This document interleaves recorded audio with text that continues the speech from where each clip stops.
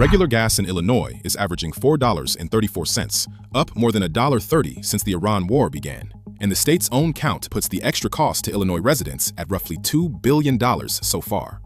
Crew, this desk has spent 2 weeks showing you the other side of that ledger, the record earnings the war premium produced. Tonight, for the first time, somebody with an office and a letterhead asked to see the books. On August 5th, Governor J.B. Pritzker sent one letter to 7 chief executives. The deadline on it is August 21st. Tonight, what it asks, who it names, and what it can actually do. The addressees, by name, because this letter names names.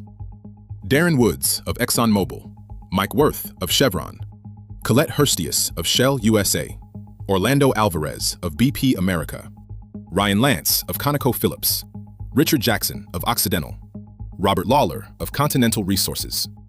7 of the nation's largest oil companies, 1 joint letter, and 1 premise stated in the governor's own words, what appears to be profiteering in a time of war. Now, a letter is an accusation with a question mark, not a verdict. So let us do what this desk does and read the actual asks. 4 asks, and they get sharper as they go. 1. Commit to returning wartime windfall profits to consumers through price cuts or refunds, or explain in writing why not. 2.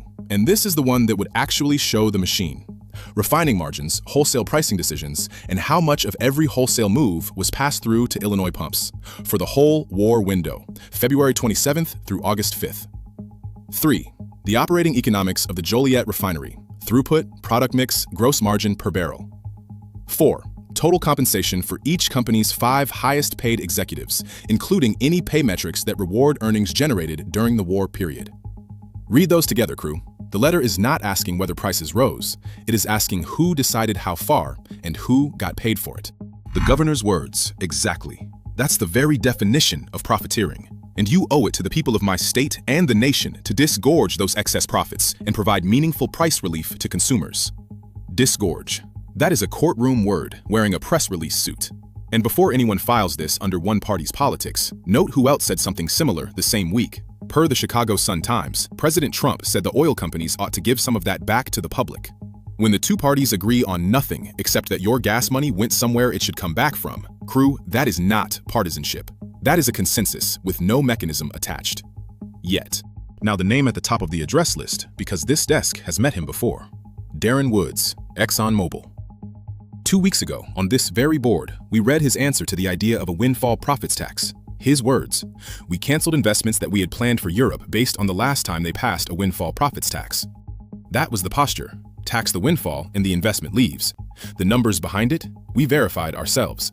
Exxon's $14.5 billion quarter, double a year earlier, inside a $36 billion war quarter for the American 3. Now the same Darren Woods opens his mail and finds a governor asking him to hand the windfall back voluntarily. The tax he fought is now a request he can simply decline, which is exactly the experiment August 21st runs. Fair shake and the teeth question. First, the fairness. These are commodity businesses whose raw price is set by a war they did not start, a point this desk has granted every time, and a letter is an allegation, not a finding. As of tonight, no company and no industry group has responded on the record. Now, the teeth. There are none in the paper. No statute cited, no subpoena, no referral to an attorney general. It is a request, wearing a deadline. And the war price machine is still running behind it. Brent crude's October contract stood at $84.11 Monday morning, up 0.7%, with tanker transits through Hormuz running at 8 to 15 a day against roughly 130 before the war by marine traffic's count. So August 21st is not really a legal deadline. It is a character test with a date on it. So mark the date, crew. August 21st. 3 things can happen. The books open, and for the first time in this war, we see the refining margin between the barrel and your pump, decision by decision. Or silence, which is also an answer, from companies that told shareholders everything and the public nothing. Or something in between, a partial response engineered by counsel. Whichever lands, this desk will read it on this board, next to the $2 billion Illinois drivers already paid and the record quarters we verified line by line. For 2 weeks, the question here has been, watch where the windfall goes. As of August 5th, that question has a return address and a due date. The war premium finally got an invoice. Mind the board. I'm Marcus, and this is Pixel Politics.